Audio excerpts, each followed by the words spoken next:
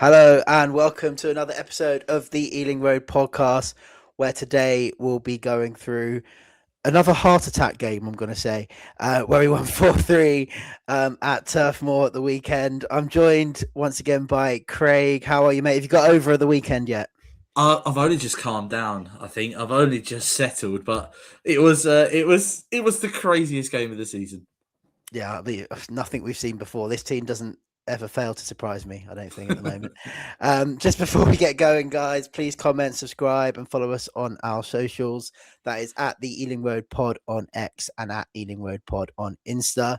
Let's get into tweets of the week then. We've got a couple to go through today. One's actually from Instagram, from Fulham Hub, a Fulham account. Brentford are actually get everything they want, don't they? Luckiest club I've ever known. Craig, are we the luckiest club you've ever known? I feel like the luckiest fan. You know what I mean? Like when you think about, I don't know what he's talking about really. You know, we lost to them in the playoffs, and they got promoted. Yeah, granted, they got promoted the COVID season. I think they came straight back down, didn't they? I can't remember if they stayed up for 2 years or not. I don't remember. They came back down because we didn't play them in our first year. Yeah, so they came back down. So I suppose there is that one element of luck where we didn't have the COVID season in the Prem. And then when we do get promoted, fans are allowed back to it. And I feel so lucky, you know. I've seen us beat United at home 4-0, 3-1. I've been to the Etihad, watched us beat Man City 2-1 in the last minute. I feel very lucky. But in terms of us as a club, we're the team that normally gets shafted, man. We're the small fish in the big pond. Yeah, I mean, I suppose they're also probably, I'm guessing, referring to the Villa game a few weeks ago and obviously the ball out of play fiasco. But I think that was the right decision. I can see potentially how, I think we did get away with one this weekend. But I mean, I'm a believer in things even themselves out over the season. And I also generally think that fans of most clubs think their own team are hard done by. Oh, yeah. And who wants to be a Fulham fan anyway? No, yeah, 2 points behind us, a bit bitter, it sounds like. 3 points behind us. With that comment. 3 points behind us, sorry. We've got another one from the touchline on Twitter. This came when they thought Burnley went 4-3 up. Most of the text is in capital letters. So it goes 4-3 Burnley. They have done the absolute impossible. Ladies and gentlemen, this is the greatest comeback of the 25-26 Premier League season. From 3-0 down to 4-3 up. This is historical. And then afterwards, I did a bit of research. Only 5 teams in Premier League history have been 3-0 down or 3 goals down in a Premier League game and gone on to win. This would have been the 6th if it had happened. And obviously at that point in the game, I think we was all pretty nervous. I definitely thought Burnley were on their way to winning. But I mean, that would have been the best comeback this season, wouldn't it? It went from historical to hysterical because it was so funny by the end of the game. I can't believe we won it even now still. No. And you know what? When we scored the 4-3, I still had a bad feeling. Oh, yeah. And obviously, we all know what happened next, which we've got to talk about. But my head was gone in that second half. Oh, I can't think of the 5 times that have happened previously. So if anybody does know what they are, feel free to drop in the comments below if you know what the other 5 occasions are. Dan, you obviously know, so don't spoil it for anybody else. I don't feel I look into that much, mate. I've been working all day. I think 4 of them were quite a while ago, and the 5th one was more recently, but I can't exactly recall which one that was, the more recent one. But yeah, if anyone knows, drop it in the comments below.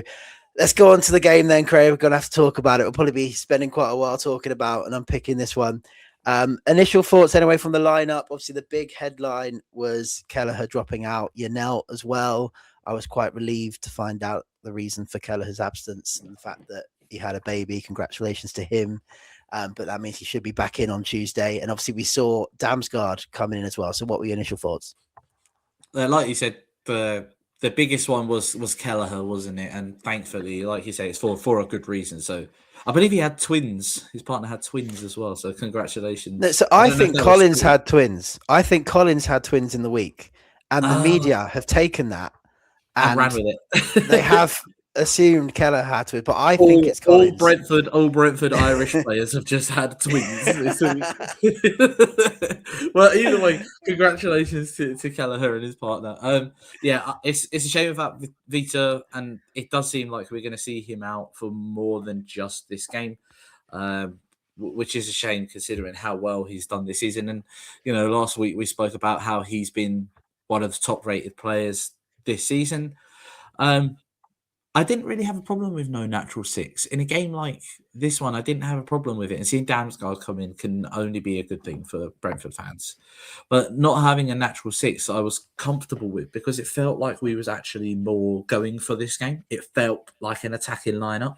When you've got Jensen, Damsgaard, Dango, Thiago, Sharda on the pitch, you know that you're going to create chances throughout. And that's what we ended up doing. And it worked in our favour. Almost it didn't, but it worked in our favour. And I know we're going to have to talk about Mikkel Damsgaard, but whew. Yeah, it was a positive lineup, definitely. And I said in the last episode, the one thing we haven't really done this season is blow away, one of the weaker teams in the league like we've done in previous years.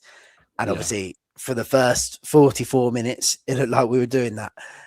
So the lineup worked in that respect. But as I always felt the game was maybe a little bit too open. I thought Burnley did still have some chances, even when we were the ones scoring the goals in the first half, and maybe just having that bit of protection, especially when your other two midfielders are Jensen and Damsgaard.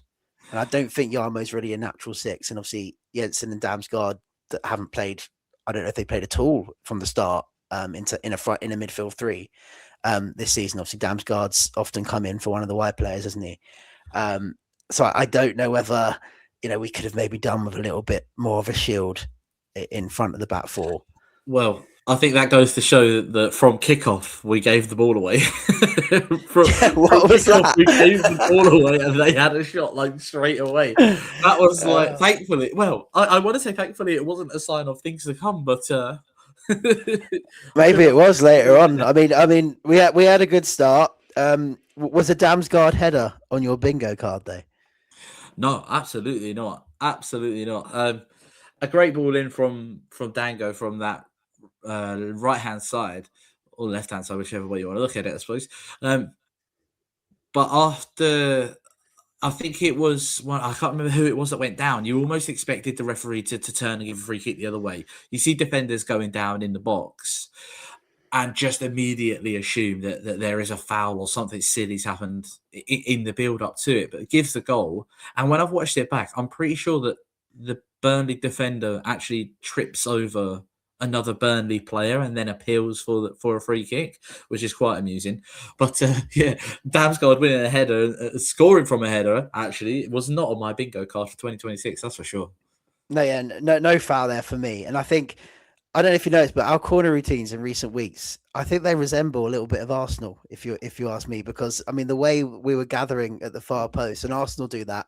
So then obviously you're running into spaces. Players don't know whether to watch a man or watch a ball coming in from the other side. And obviously Arsenal use blockers and things like this. But obviously, the way we worked it, you could draw a ring round Damsgaard and he had the time and space, and it doesn't matter if he's one of the smallest men on the field. He was there to nod it in. And I think we've made strides forward with our corners ever since we played Arsenal.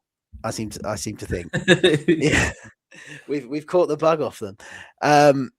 Shortly after that goal was one of the moments obviously I've seen on Brentford Twitter a little bit. Some fans a bit aggravated that we weren't awarded a penalty for what looked like a bit of a chokehold on Coyote. It was only 1-0 at the time. Do you think that should have been a penalty for you? Well, in real time, I couldn't have told you anything from the away, and it felt too far away from it. But when you see the videos back, how is that allowed? And I think there was a little bit of a pause in play. The referee did stop the goal kick from happening. I don't understand how multiple people can look at it. It feels so ironic, and so I don't even feel like we should be talking about us not getting a VAR decision this game. But it's a penalty. You can't put your arm around someone's neck and not give away a foul. That was a bit crazy. I feel a bit like, I can't be complaining though. They all even themselves out, Craig. I don't know whether the difference I mean, from the VAR's perspective, may have been the fact that I don't think Cody ever really truly had control of the ball. Part of Yeah, that may have been because he was being held, but obviously it was bouncing. It eventually bounced out. I'm not sure Cody made any contact with the ball at any point in that move. yeah, But I mean, it's one that you've seen given. I mean, we've seen penalties given in other games for pushes in the last few weeks, just a slight nudge or goals ruled out for similar things. So I think, Burnley may be a little bit fortunate there, but obviously, like you said, we'll go on to the decision making in the second half. The lead was doubled anyway shortly after Damsgaard, and I felt that the whole of the first half, he seemed to just find space, and he had space to run into, and he weren't being closed down by the Burnley defence. And then we saw his quality with an inch perfect pass for Thiago to finish. yeah. And I think a bit of credit has to go to Yarmo as well, who does a nice bit of skill, puts the ball over his head, turns around, flicks it forward to Damsgaard, who then, as you say, makes a lovely pass through to Thiago. And it was never really in doubt from then on, was it? Like a side foot, left foot into the far corner, and 18 goals, 18 Premier League goals for Thiago this season is crazy. He is closing in on Haaland. I think he's only 5 behind now. Obviously, Haaland missed the weekend through injury. If that injury was, I'm not sure how serious it is, but obviously, if it does put him out for a few more games, could he, Craig? Golden Boot winner? Well, he's going to score a hat trick tomorrow night, so he's going to get a lot closer. Yeah, I mean, the most surprising thing for me was this Damsgaard. Like, surely, I know he's not really been starting recently, and obviously Keith Andrews has alluded to the fact that since the Forest game, Damsgaard's had a bit of a knock, which will explain why he didn't play against Macclesfield as well. And obviously they'd be managing his minutes, but surely, Premier League teams do lots of research going into games, and surely they knew that if he was playing, whether he's listed on the team sheet as a central midfielder or on the wing, he's always given a kind of free role on the side. And if I was an opposition manager and he's playing, I think you'd mark him tightly, you'd monitor him closely. You wouldn't want him to find those spaces. And I think first half in particular, he just found so much space between their midfield and defence to drive into, play the passes, and it was a perfect game from him, I think. There was another chance, I think it was at 3-0, where we almost had 2-on-1 with him and Thiago. And unfortunately, the right pass didn't come at that time. But like you say, he was just finding himself in acres and acres of space.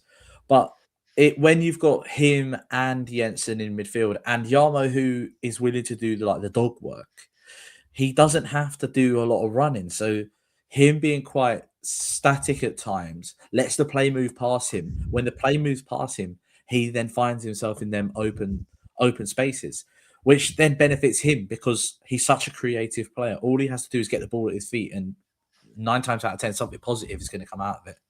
Yeah, and Jensen's quite good at being the one dropping deep and playing, those passes more from a deeper range.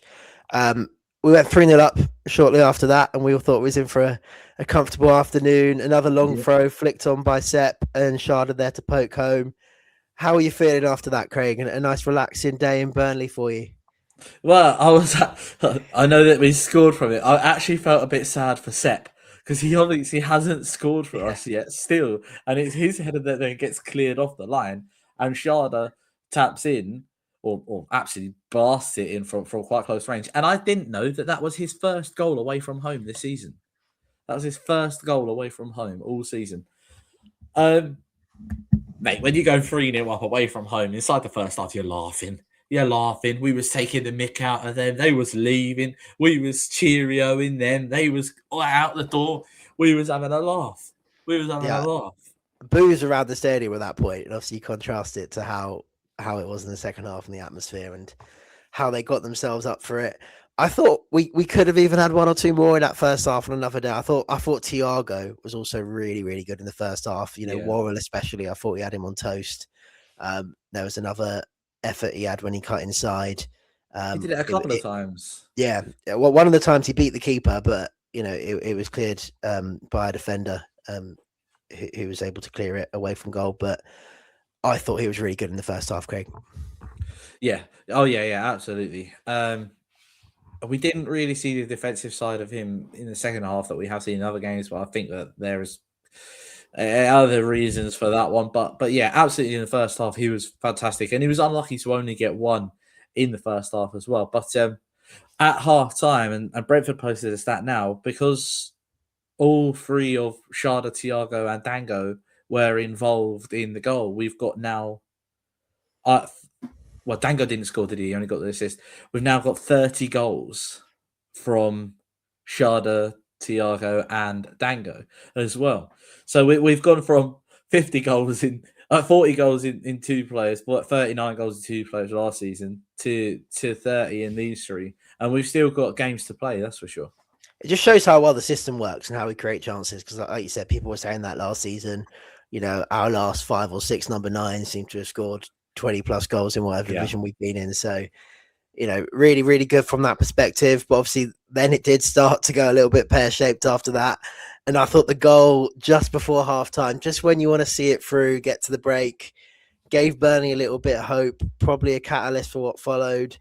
And we're going to have to talk about Michael Cody in a not so good light, I suppose, in this episode, Craig. In my view, the own goal, you could see the other defenders pushing up. He's not in line with his defensive partners. If there was a Burnley player there to stroke home, he would have been playing them onside. It turns out there weren't any Burnley players there, and he puts it in for them. But do we have to have a serious chat about potential defensive lapses that Cody's had this season? Well, if people saw Brentford's Twitter before the game, they posted his shirt with a bike underneath it, and I did caption it saying "made him cycle to Burnley," and that is what it looked like as well. He has no need to be there. He has no need to be there. Like you say, he is so much deeper than the defensive line is. If he doesn't touch it, it's going wide. He almost tries to. It was almost similar to what Nathan Collins tried doing against Brighton, where he slid in, tried to get it with his right leg, completely misses it. It hits his left leg and goes in. Similar to obviously Nathan Collins trying to flick a leg back, almost controls it last weekend for Brighton's goal. Unfortunately, he wasn't his greatest game. And it couldn't have come at a worse time. As soon as that one goes in the away end, everyone was thinking, "Oh no, damn it, this is not going to go as swimmingly as what we thought it was going to be." Because you go in at halftime 3-0, that second half doesn't happen, in my opinion. You go in at 3-0, that second half doesn't happen. You give away a sloppy goal, you score a goal for them. That gives them that belief to come out in the second half, which is exactly what they did. And I feel like I've answered your next question, but I almost wasn't confident at half time after we'd scored the goal for them. Now, having followed Brentford long enough, Dan, I'm sure you're the same, mate. I was not confident. And I'm the pessimistic one, Craig. So imagine how I was feeling at half time. No, I was feeling uneasy at half time. I thought it was an open game, and that wasn't Burnley's first chance in the game. Jadon Anthony had a couple, like you said, they had one straight from the kickoff. When we gave the ball away, it didn't look like a game where we were super solid defensively. I thought we'd get away with it because we showed that bit of extra quality going forwards. But like you said, the minute we let them back in, and we love Coyote for his chaotic nature at times, and what he's able to do from his position, especially in terms of the mazy runs he's able to go on. Obviously the throw-ins as well. But he has given away a couple penalties this season. I'm not sure. I think he might have had that kind of thing this season as well. A couple of times where he's kept players on side. I think at Chelsea, I want to say he kept Pedro on side. That one was unfortunate, wasn't it? Yeah. Because he actually clears the ball into whoever it was at the time. Yeah, that's it. Yeah, and it's just I do think he will stamp those out of his game. He's a very young player. He's a very raw player. But to become, potentially world class one day, to become one of the top right backs, he needs to fix that, defensive side of his game. first, and it's just those lapses because generally in defence, 1v1, I think he's usually pretty decent. A lot of the best right backs in the world, Trent Alexander-Arnold for one, isn't necessarily the best defensively. But I think, maybe, he could have cost us in this game. And obviously he's got a certain Mr. Damsgaard to thank. That didn't happen. Obviously the goal again, just after half time, another Coyote deflection. I've seen some people suggest that it might not have been so much on Hindlif's goal, but for me, he kind of turns his back. He doesn't block it the natural way for me, and he seems to swing out a leg with his back turned. Should he be doing better in that situation? Well, all he has to do is face up the ball, doesn't he? And he's normally one that does that quite well. We have seen him dive into challenges. The one that springs to mind is the second Forest goal, where he just completely takes himself out of the game by sliding in. But he's pretty good at facing up the ball, dealing with the ball coming in. But yeah, he turns around, swings a leg at it, knocks it past Valdemarson, and that was the catalyst for what happened, what started the most chaotic half of football I've probably seen in a very, very long time. Yeah, it's a weird one because as he was facing the ball was going past his right leg, but he decides to do like a full turn and then stick his left leg out with his back then towards the person who had the shot. And yeah, it's just a bit strange for me. Jaden Anthony again. Anthony again. Just a little bit. I mean, that wasn't given as an own goal, the second one, which I'm sure Coyote will be very grateful for. Very happy about. And unfortunately, I think by this point, Burnley were on top, and it didn't surprise me that they got the equaliser. And again, the more I watch this replay, Coyote and Dango get drawn to the guy who's overlapping instead of the guy that's crossing it. Neither of them go to attempt to close down the cross. I'm not so sure for me on whether Sepp could be tied to his man or whether that's a bit harsh. But what were your thoughts on the third goal and the equaliser? Hannibal was running the game for them in midfield. He was absolutely running the game for them in midfield. It's him that picks the ball up on the wing, and like you say, Dango and Coyote almost both step off at him and let him cut in. What a ball that was as well. I don't obviously seen it back a few times now. What a fantastic ball into the striker it was. I don't want to say Sepp should be doing better. He kind of gets caught under it a little bit, but I thought it was such a good cross and the striker read it so well that it was just a really good goal.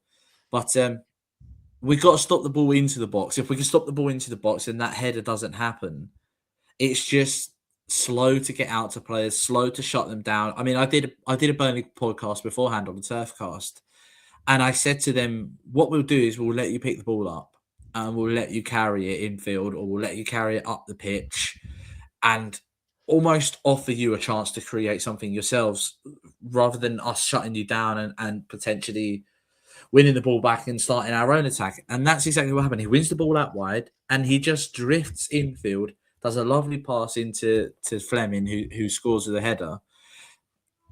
Stop the ball going into the box, man. That's the easiest part. Stop the ball going into the box. Yeah, you say that, and I know what you mean, but I think some of our recent wins, our intensity and the way we've been onto opposition, I thought we turned a bit of a corner on that. And I read as well that last season under Thomas Frank, I think we allowed the second most shots against us. And this season under Keith Andrews, now we're not one of the teams that allows, one of the most numbers of shots against us. So I thought we'd cut that out a little bit, but, the Brighton game, perhaps, defensively in this game as well, I thought, that just intensity, that desire was gone a little bit, energy. I don't know if the energy was drained out of them or whether we just got a little bit complacent in this game. I think that when you go 3-0 up, you're going to get complacent. When you're 3-0 up, you think you've won the game. I mean, when you watch the game back through Sky Sports' eyes, and they did that where they get the pundits sat around, we go 3-0 up, and the commentator goes, game over. And it did feel like game over until we gave them that opportunity to get back into the game.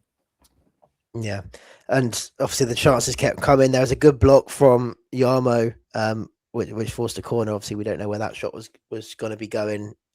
Potential crucial interception from him. And then we have the offside incident. My first thought, Craig, when they were taking the free kick, is why is Donovan the one that's left isolated 1-on-1 with a player on the left? Yeah, And, he gave him the slip instantly. You could potentially argue that if Kelleher was in goal, perhaps the keeper and the centre backs would be more aligned in who's coming to deal with that cross. maybe. Um, I mean, but what were your thoughts on that? But I was fuming by this point when we thought this is going to get given. Like I said, it went from historical to hysterical. It was that from both ends and from both sets of fans. Sorry, because it was comical. It was comical second half by us. When that ball goes in, Aya slides in, takes it completely away from Valdemarson. Neither of them react quick enough. Sepp does his bit to try and get there, but Fleming gets in ahead of him. And it was like, as soon as that one from Coyote went in the first half, me and my dad looked at each other. Wait, well, you could have called that. You absolutely could have called that happening. But it feels like a really harsh offside decision. I don't know, like you said, why Donovan is the one doing the defensive work against him in that space. You would have thought it would have been maybe Rico that switches with Coyote, and Coyote can go into the box and they just swap for a little bit. But he dropped the shoulder so quickly, Jaden Anthony, and obviously a little bit too quickly. But they done us. That was a fantastic set piece. They completely done us with it. Yeah, and I was texting you at this point in the group chat, Craig, saying, I don't believe anymore. Can't be having this. And my head was gone at this stage. How are you feeling when you thought that Burnley had scored? I wasn't. My head hadn't even gone. I don't even think that it had gone because it was so predictable. It was so funny to watch how bad we were for parts of that second half, for the majority of that second half. When, like I said, when that first one goes in, right on the stroke of half time, it's the worst time to concede a goal, especially when you're so comfortable and you're cruising. You come out of the second half and you're thinking, all right, we're 3-1 up here. Just don't do nothing stupid. And then 2 minutes in, it's 3-2. You're thinking, oh, God, here we go. It's going to happen. I don't think my head had gone because I saw it happening. It was so predictable. It was absolutely going to happen. From the away end, it was absolutely going to happen. But it's a reprieve. And what I will say on VAR is we were supposed to have semi-automated VARs. This is supposed to make things go quicker. We don't need to be stood around for 3 minutes waiting for them to decide whether or not he is offside. And then there is the side of it of, is he actually offside? Because it shows a point of his shoulder, and now I know you can score with your shoulder, but then it was other things were saying you should be going from the marker of your armpit. Now I'm saying it's offside because I'm a Brentford fan. I don't want that goal to count. But if I'm a Burnley fan, I'm feeling hard done by. I'm feeling so hard done by with that offside. Yeah, I think the delay might have been due to, because obviously all the Brentford players were in a relative line, was probably due to VAR trying to work out which Brentford players draw the lines from. Yeah. Whose foot is bigger than the rest, basically, and you can draw the lines from. But it's a factual decision. I think it was the right decision. Very, very unfortunate for Burnley because Thiago's first goal, or Thiago's only goal in this game, was probably just about the right side of the line to be onside. So, these things happen, and that's the real fine margins we're working at. Yeah. And I could see it coming too. It wasn't that I couldn't see it coming. It was just that for me, going 3-0 up in any game, you don't lose that game.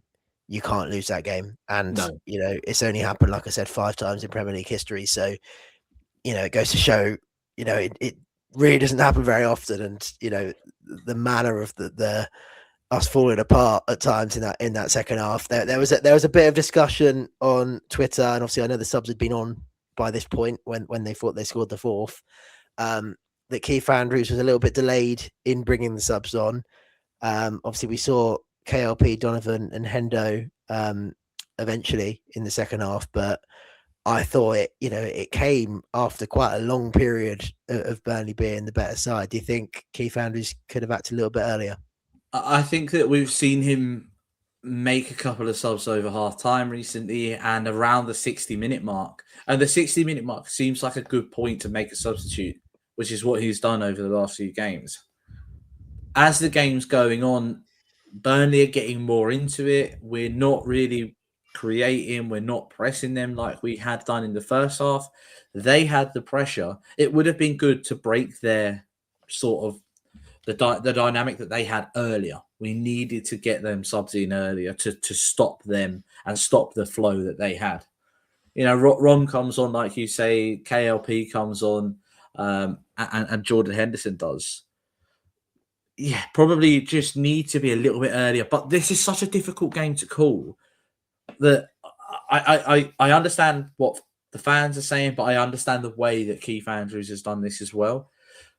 We had to try and get a foothold in the game in that second half, and making substitutes too early could have actually been a detriment to us getting a foothold in that game. It didn't really happen either way, but he's damned if he does, damned if he doesn't in this situation, isn't he? He does it too early. The substitutes don't make a positive impact. We go 4-3 down. He makes the substitutes anyway a bit later. They don't really make that much of an impact. They still score. We go 4-3 down. Luckily, it goes to VAR and gets overturned.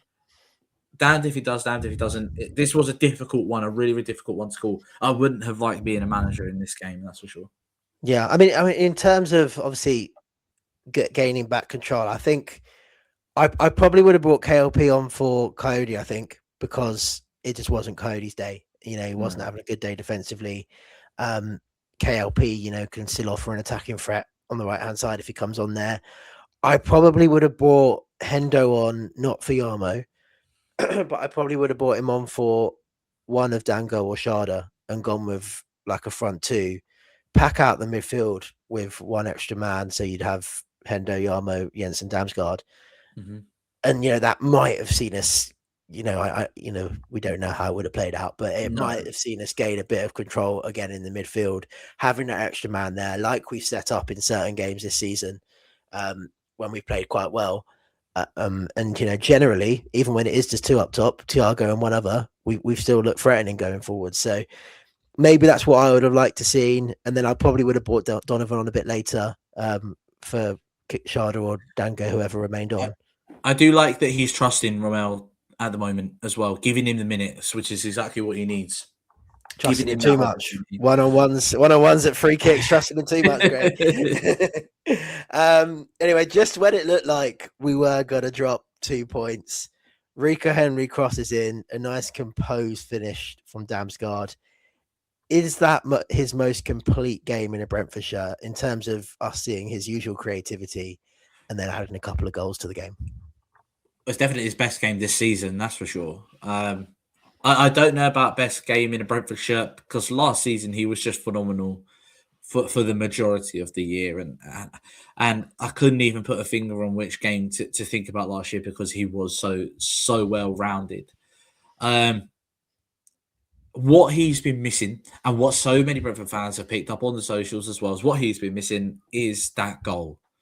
People keep saying, don't they? Can't we have the Denmark Damsgaard in front of goal? Someone who isn't afraid to have a dig. And that one at Brighton was one of the most frustrating ones where he tries to lift it over the goalkeeper. It doesn't do fantastically, but he took his opportunities today on the weekend.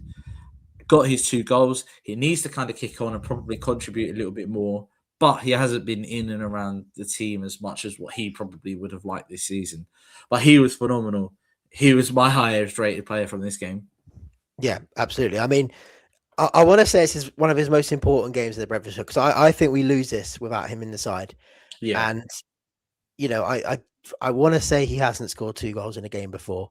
I don't know. I haven't got that down in front of me to verify, but I want to say we've not seen that from him before. We definitely have always said we need to see more goals from him. We saw his usual creativity, especially in the first half. And, when the ball drops to you in the 94th minute, that's a big pressure moment. And Donovan was actually stood next to him. And I'm quite glad Donovan didn't just try and, snatch it himself. He left it for Damsgaard. It was a nice, calm, composed finish. That's how he tends to like to finish. Sometimes it results in him almost not putting enough on the finish like he did when he had the chance against Brighton. But I thought, his all-round play, his contribution, I thought he won that game for us. And I think we should give a bit of credit to Rico as well. Do you think? Given the cross, and obviously, again, what we say about him sometimes, the one thing he might lack is a bit of end product. And obviously that cross straight to Damsgaard for him to finish. Yeah, I remember when the ball goes out to him from KLP, he stood next to my dad, and my dad goes, "Please, just a good ball into the box." We've all seen what Rico could do, and like you say, it's probably the part of his game that he's lacking in. But yeah, absolutely fantastic ball, just over the defender's head, drops at Damsgaard's feet, and he puts it in the far post. It was good. It was good in the away end actually, because it was so funny. It was like. It was, when you have those celebrations, like when we beat Man City, and you're like, oh my God, I can't believe we're going to beat Man City. I can't believe we're going to win this game. And then it's gone to this end of the spectrum of, I can't believe we're going to win this game. Like, how we've been 3-0 up, thrown it away. They've already had a goal disallowed. We're going to nick it, and it's funny. And that's why I feel like the away end went as much as it did, because, oh God, it was really good. Confident then, were you, that was going to see it out from there in? No. And you were right not to be, because there was probably 3 minutes left on the clock after in added time after the goal. We had a free kick, and Yetson shoots. Last saying, get to the corner.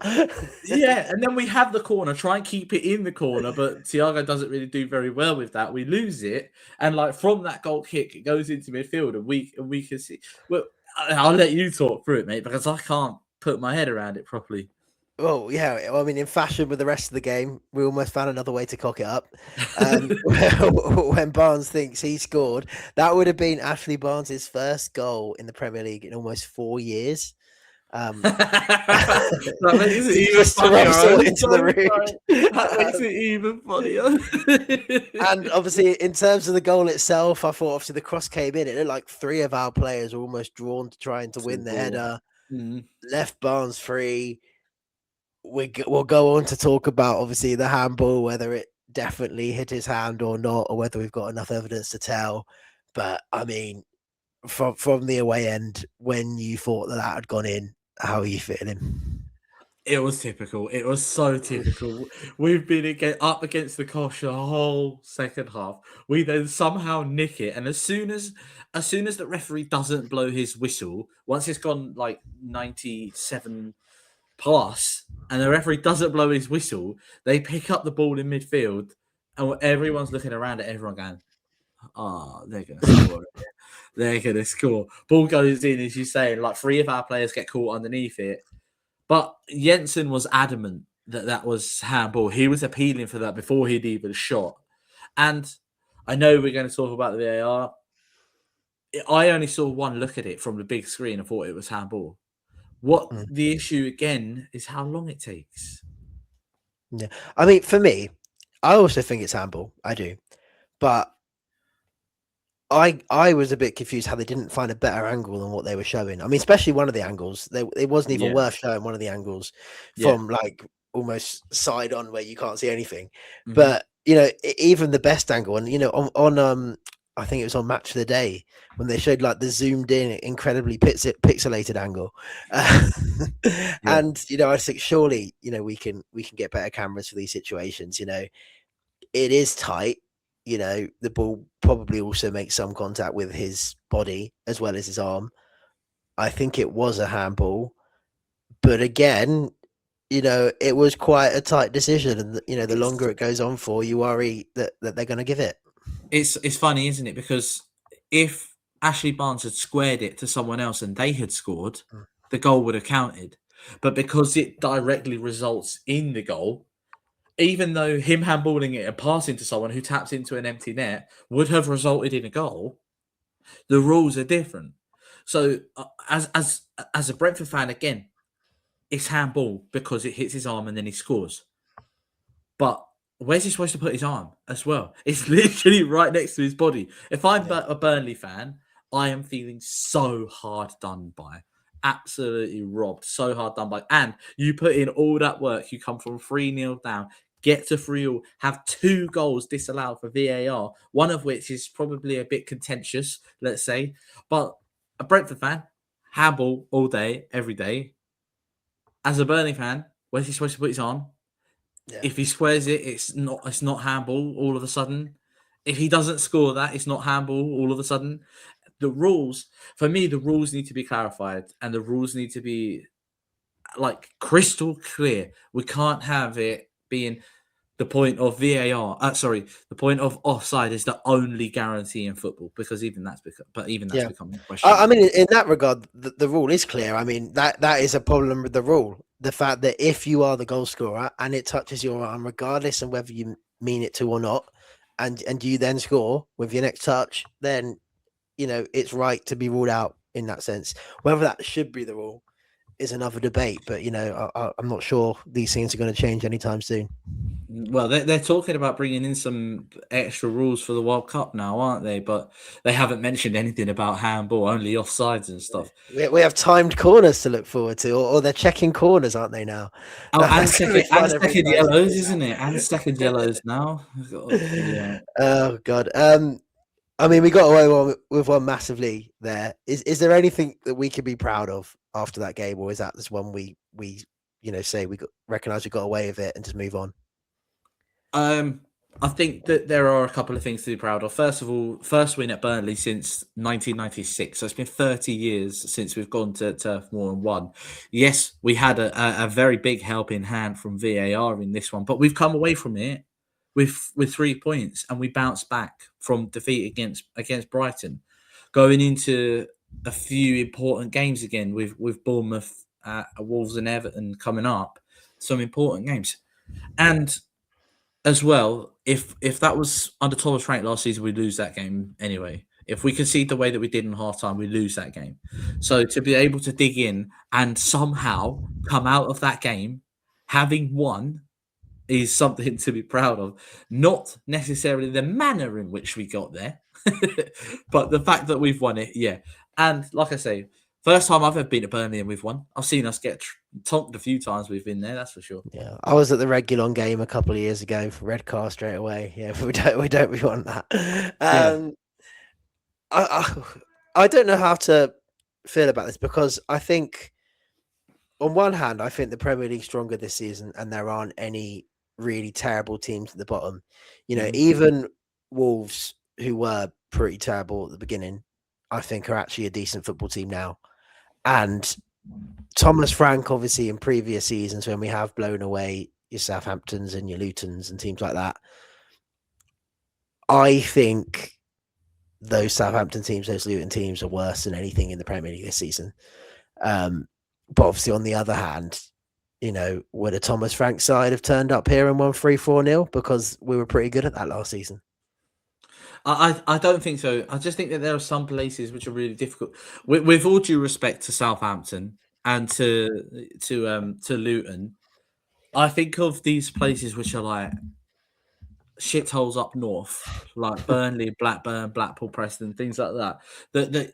That we go, and I had no confidence in going to these places and winning.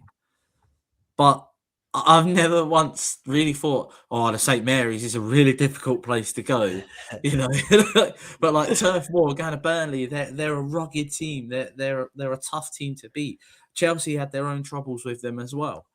So again, I've never really thought, Kenilworth Road. I mean, I've been to Luton. Luton's not a pretty place, but like. I never think of Luton as like, it's gonna be a tough go. But I hear the Molineux is tough to go to. It's tough because of different things. It's an awful away end. It's really difficult for away fans there. They've got a really good South Bank, which creates a lot of atmosphere on their day. So it's tough, But again, all due respect to Southampton and Luton. Southampton have been in the Premier League and have had a longer Premier League, standing than we have. Luton went from the National League all the way to the Premier League, so credit where credit's due. But you don't think of them places as tough places to go. I don't know if I'm being harsh. No, and they're probably not listening, Craig, so I don't think we need to worry about it too much. Let's talk about a few players. I want to talk about Valdimarsson. Again, I've seen him an on Finalysis as well. I don't think he got, I think he got one of the worst ratings in the side. Personally, I think he's never particularly let us down when he's come into the side, and I don't think any of the goals are really down to him. How do you think he got on? I think what's unfortunate for him actually is how well Kelleher's doing this season. And people will say, if we had Kelleher in the net, we wouldn't have conceded those goals in the way in which we conceded them. And you've already said, if Kelleher is in goal, do we concede that disallowed goal? Do we even concede it? And that's more to do though with like the relationships between like a regular keeper and a regular back four, not necessarily on him. I wouldn't say.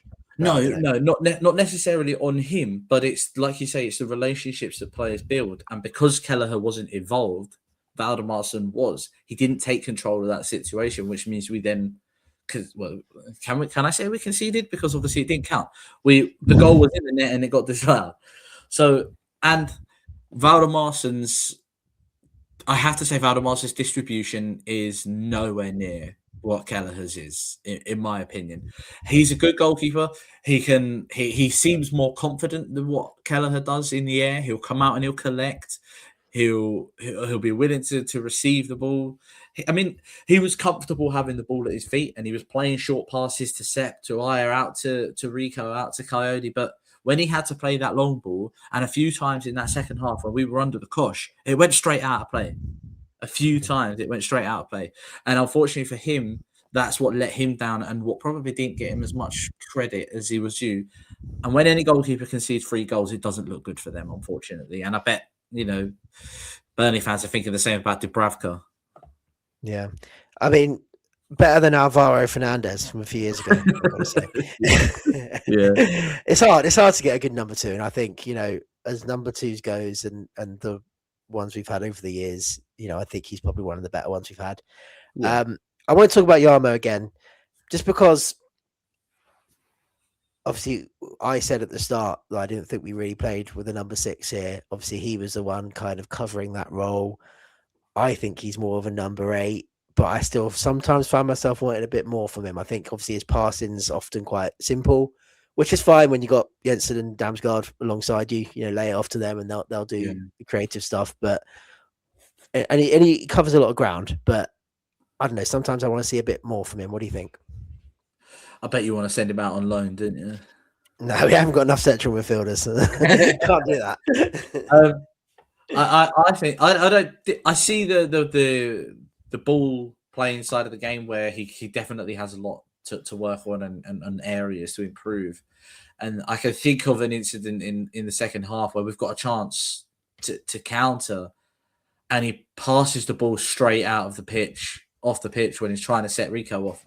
And it's little things like that he just needs to refine. But like you said, when he's playing with Damsgaard and Jensen, he doesn't need to do that. He just needs to do the legwork, do the dog work, get the ball to them, and then let them do the creative stuff. It's players like him, players like Vitali, that don't necessarily get the credit for the pretty stuff that they do, because they do a lot of dirty, ugly work. And it's what a team needs. Players like Janelt, players like Yarmo. And it's. I think he did okay. I think he did reasonably well, but it was just that second half was just ugly across the pitch in every sense of the word. Do you think he needs a Henderson or Janelt next to him, or do you think he can play that role by himself with the likes of Jensen and Damsgaard? I think he'll have to if he wants to be a mainstay regular in the team. He has to learn how to play that role. Having Henderson in the team around, or not even in the starting 11, but having Henderson in the squad, he will benefit from that. And obviously now that Janelt's potentially out for however long, he's going to have to step up and do that number 6 work. Kevin Schade, I've put in here as well. Obviously his first start since obviously coming back from the red card. I thought he was pretty good in the first half. And I think this sums Kevin Schade up quite well. I thought when we were playing well as a team, he looked quite bright. He looked quite dangerous. When we were under the cosh, I think he could maybe work a bit harder defensively, help us track back. And I never really associate him with being one to like drag us out of something, Yeah, when we no. need a bit of magic. What were your thoughts on Sharda in this game? The most important thing is he got the goal, and he's a confidence player, isn't he? Like you just say, he's a confidence player, and hopefully it only works in his favor. But yeah, when you think about being in a situation that we were in where we've thrown away a 3-goal lead, he's not one of those players that I would look to and go, oh yeah, he's going to do this. He's going to come up with a moment of magic, which is a shame because it's what he can do. But like you said, he only seems to come up with those moments of magic when we're doing well, when we're playing well. He doesn't drag us out of anything. He got the goal. Fantastic. First goal away from home this season. Brilliant. Hopefully it kicks him on for a little bit of a run of a few goals. We can certainly do with it over the next few games.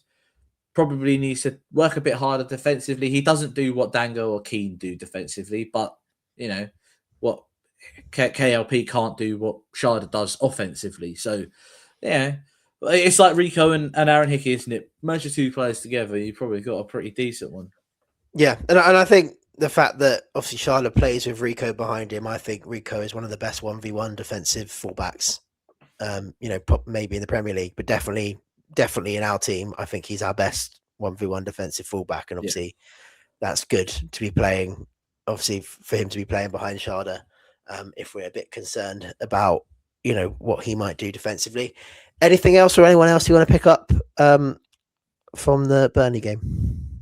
Yeah, I'm going to apologise for the expletives already in advance. I'm just going to say fuck Scott Parker, and I'm so glad that goal got disallowed after his reaction as well. So yeah, hope Scott Parker's having a lovely day, prick.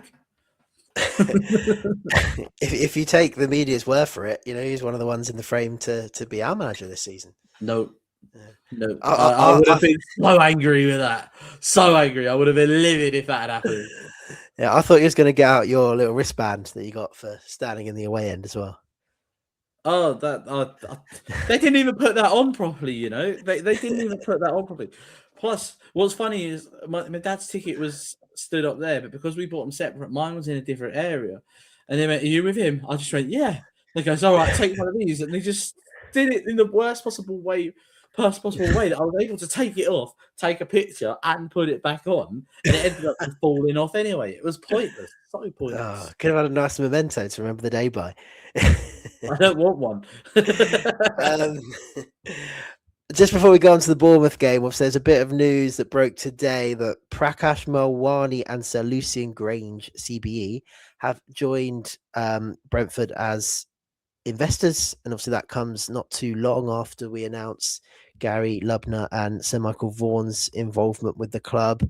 This comes after our most recent accounts showed a club record turnover for Brentford.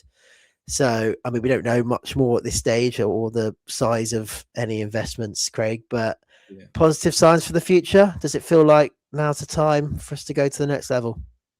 I again, like we said with Keith Andrews' appointment, if I'm going to take similarities here, is that I trust what Matthew Benham's doing, and he wouldn't just let anybody join in with this investment team. We're obviously having an influx of potentially an influx of money, which could help us massively on and off the pitch. We've already got a new stadium, so we've got the facilities for it, for us to take that next step. And European football is that next step. It could be a very exciting time to be a Brentford fan. Yeah, I mean, I don't know how many investors most teams have, how normal it is to have, 4 or 5 different investors. But, I mean, given where we are, we're still obviously, I think we still have like the second lowest wages in the Premier League, sort of something ridiculous, obviously, given we've been here for 5 years now. So, any investment is obviously welcomed by us. And I think it's strange how we're looking at things now, Craig, because obviously at the start of the season, we were all saying we'd probably be happy with 17th when the season has transitioned under Keith Andrews. Oh, mate, at half time against Forest, I've said this so many times. At half time against Forest, I would have taken 17th.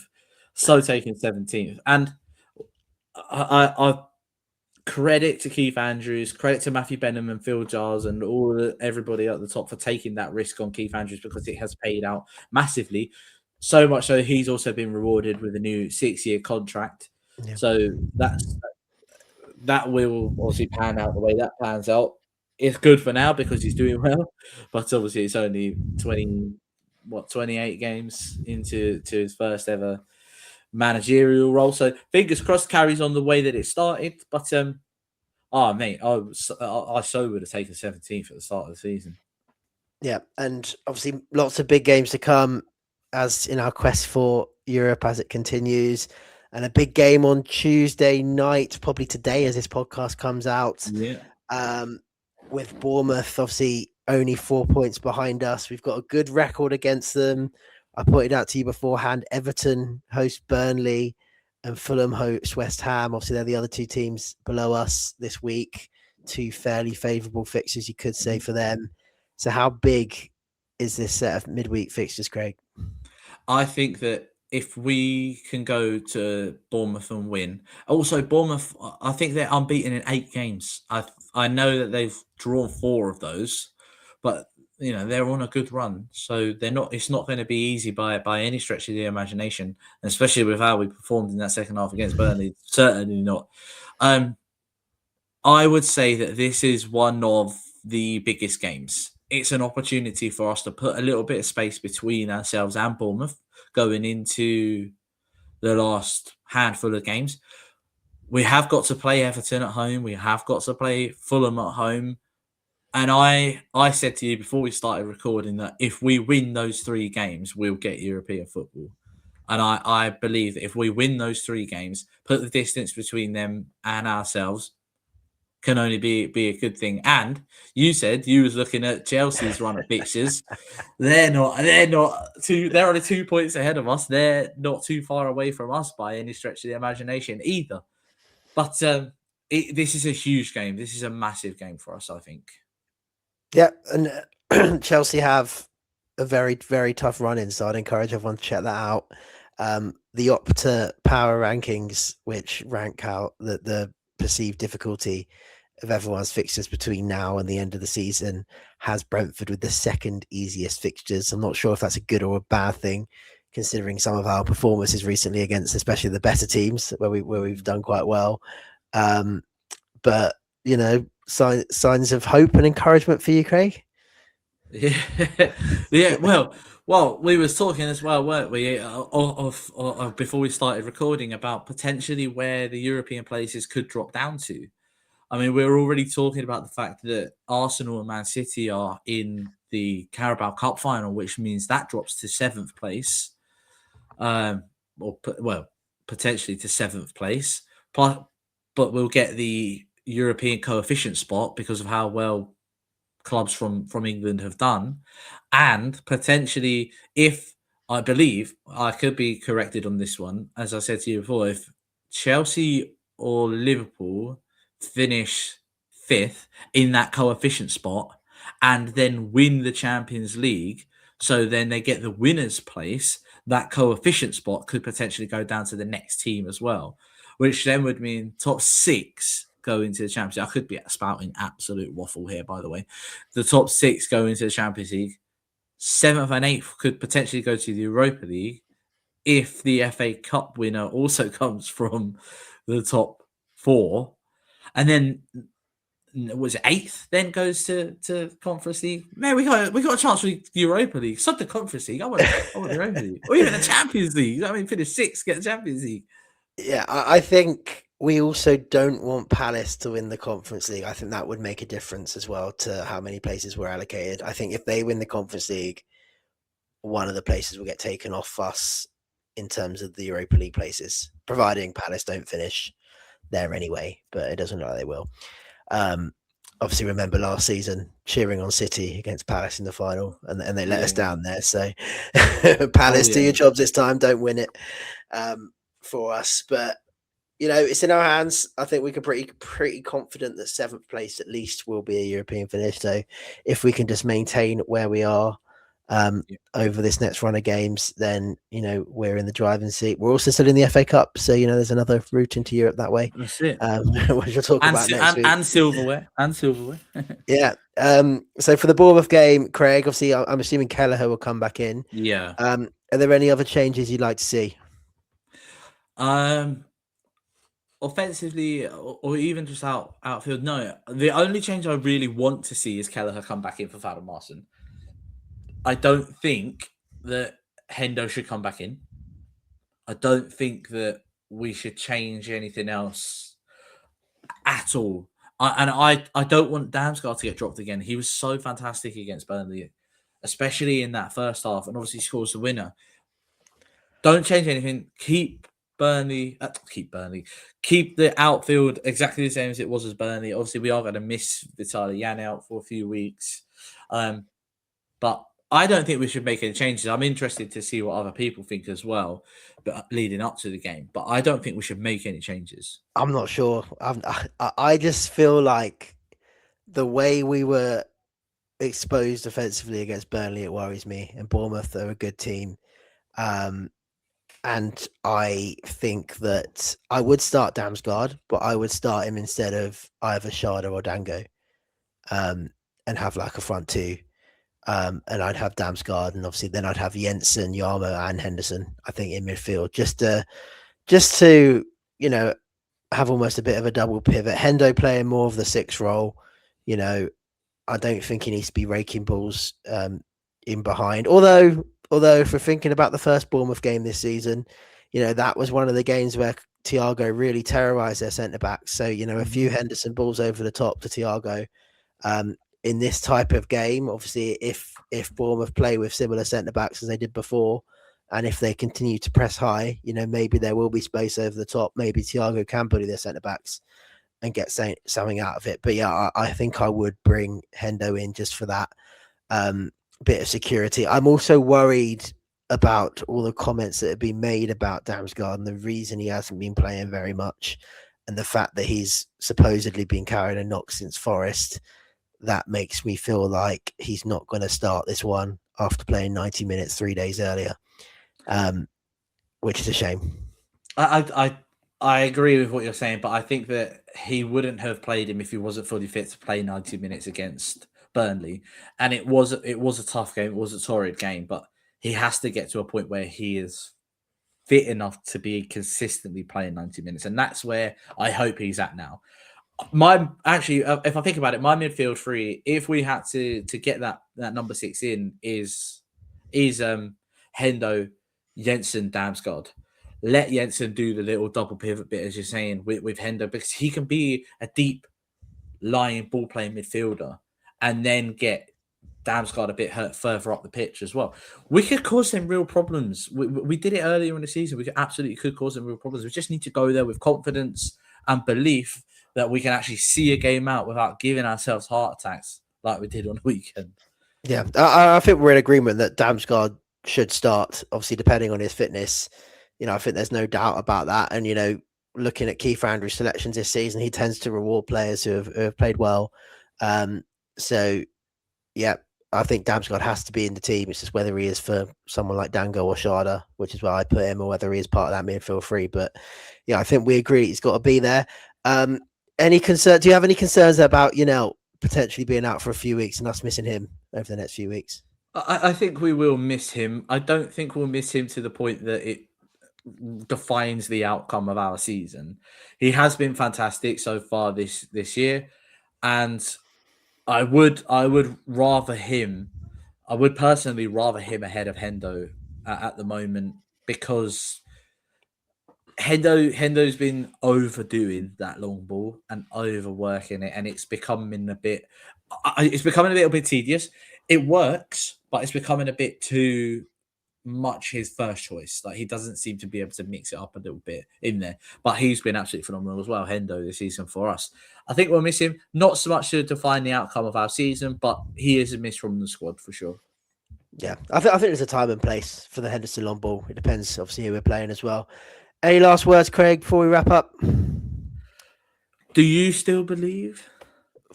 My patience was tested in that second half the other day.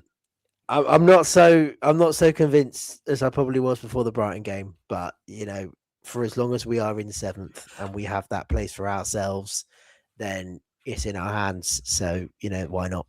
I think if we go to Bournemouth and we win, we should all believe.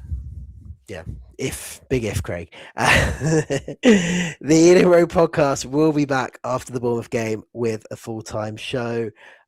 Please remember to comment, subscribe, and follow us on our socials. That is at the Ealing Road on X and at Ealing Road Pod on Insta. Craig, it's been another good one, and we'll see you soon. Up the bees.